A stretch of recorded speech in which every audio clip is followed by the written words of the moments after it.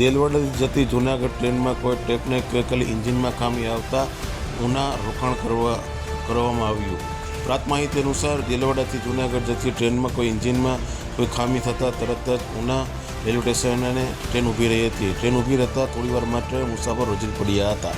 આ ખામી રહેતા મુસાફરોના વારંવાર મીડિયાને પણ ફોન આવ્યા હતા, પણ ત્યાં તાત્કાલિક કોઈ એન્જિન વ્યવસ્થા શરૂ કરી અને ટ્રેન ચાલી ગઈ હતી। ત્યારે ઉના તાલુકાના દરેક સમાચાર તથા લોકલ સમાચાર જોવા માટે અમારી ઉના ન્યૂઝ ચેનલ સબસ્ક્રાઈબ કરો તથા ધંધાકીય જાહેરાત આપવા માટે અમારો સંપર્ક કરો। આ સમાચાર આ ફેસબુક આઈડીમાં જતા હોય તે આઈડી અમારી ફોલો કરો। ધન્યવાદ। દરેક સમાચાર હવે આપના સુધી।